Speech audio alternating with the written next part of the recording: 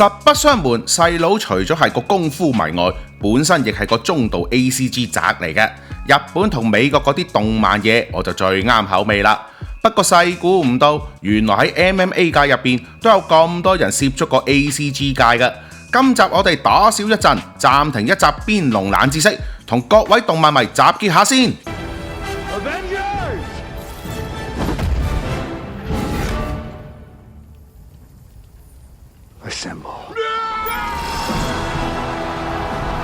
大家好，打邊爐嘅時間，第一次光臨本頻道嘅朋友，大家好啊！打邊爐係一個以廣東話為主嘅綜合格鬥頻道，為各位帶嚟包括 UFC 等嘅 MMA 賽事資訊精華、選手們奇人奇事同埋其他花邊新聞嘅，打住邊爐咁輕輕鬆鬆同大家回顧翻拳拳到肉嘅八角籠動態。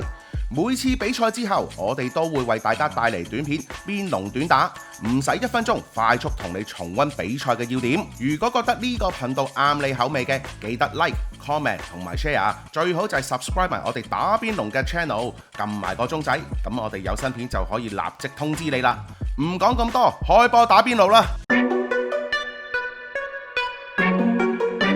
打頭陣要介紹嘅，當然揾個冠軍級人馬 Georges St-Pierre 啦，外號 GSP 嘅加拿大選手，1981年5月出世，身高5尺10寸，體重77公斤，空手道及柔術黑帶，職業 MMA 戰績26勝2負，2004年1月登陸 UFC，2013年第一次退役，跟手短暫喺2017年翻過嚟 UFC 打過一場咁大把，然後就正式退役，暫時都冇復出過啦。拳腳功夫同寢技同樣勁到爆燈嘅 GSP， 作為前 UFC Middleweight 及 Welterweight 嘅 Double Champion， 又已經入咗 UFC Hall of Fame， 當然被公認為史上最佳綜合格鬥選手之一啦。仲喺2008至2010年連續3年奪得加拿大年度最佳運動員，都咪話唔巴閉啊！喺 ACG 界入邊 ，GSP 喺第一次退休期間，曾經參與電影《美國隊長 The Winter Soldier》，戲入邊飾演反派角色 Bartok the Leaper， 揾個母語係法文，踢法又有翻咁上下嘅 GSP， 走去做法國踢拳武術沙佛大師嘅 Bartok the Leaper。當年嘅 Marvel 揀人又真係有啲料到喎，雖然 GSP 得個開頭嘅啫。及後去到美國隊長嘅串流劇 The Falcon and Winter Soldier，GSP 食過翻尋味，再度飾演 Bartok the Leaper， 又係負責打頭陣，拍個開場嘅啫。你話啦，今次講 ACG 嘢，唔揾大哥 GSP 打頭陣，點對得住你啊？各位師兄師姐，對於 GSP 喺美國隊長嘅演出有咩評價呢？埋嚟傾下偈啦！講完天王就要講下天后啦，講緊嘅係 UFC 第一代格鬥女王，2008年北京奧運柔道銅牌得主美國選手 Ronda Rousey。1987年2月出世嘅 Ronda， 身高5尺6寸，體重61公斤，職業 MMA 戰績12勝2負，自2013年2月登陸 UFC， 基本上佢都霸住晒個女子 Bantamweight 王座咁滯噶啦。再加上當時幫 ESPN 拍嗰張火辣嘅封面，點會唔俾人捧到上天啊？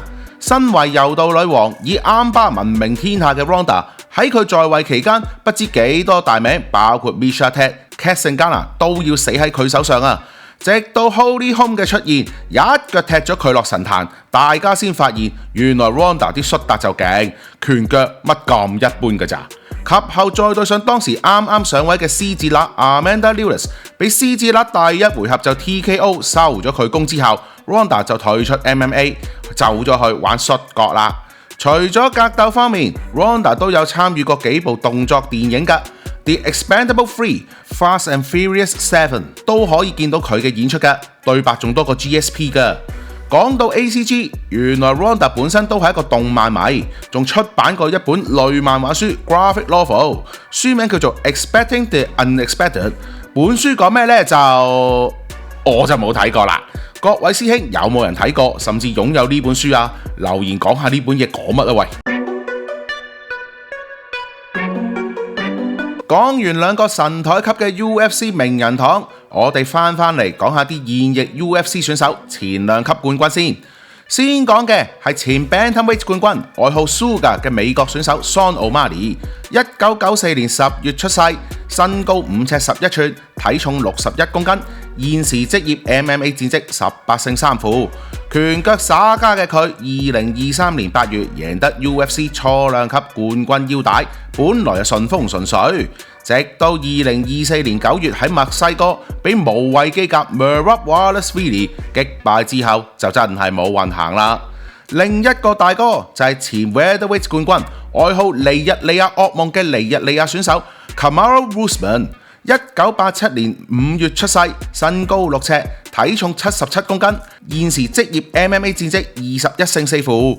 打法相當全面嘅佢，自2019年3月贏得 UFC 次中量級冠軍腰帶之後，足威咗3年，直到2022年8月輸咗俾英國人 Leon Edwards 之後，就經歷一輪低潮期。好彩近期喺2025年6月都叫贏返一場。不過佢兩個大哥喺 ACG 界就真係跑龍套得緊要咯。先講 O'Malley， 佢喺 Marvel 電影 Venom The Last Dance 入面做返自己，場戲講述 Eddie 同埋 Venom 冇錢就走去揾白老闆度住先，白老闆當然唔肯度啦。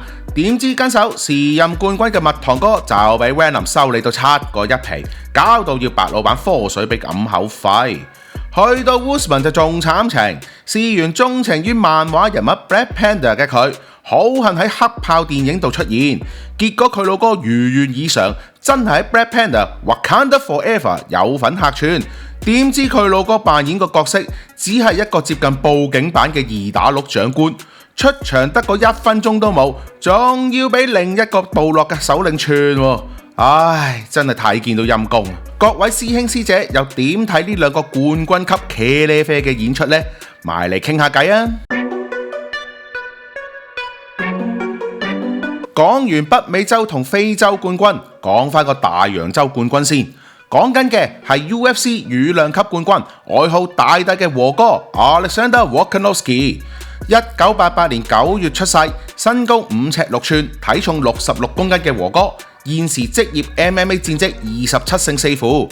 2016年登陸 UFC 嘅和哥，自2019年12月贏咗條 Featherweight 冠軍腰帶之後，就紅霸咗呢個量級4年有多，直到鬥牛勇士 Ilia Topuria 嘅出現，喺 UFC 298入邊一拳 KO 咗和哥。和哥先跌咗條腰帶咋。不過由於鬥牛勇士要追住大師兄 Islam Makhachev 嚟打，自己自動放棄 Featherweight 腰帶，走去打 Lightweight。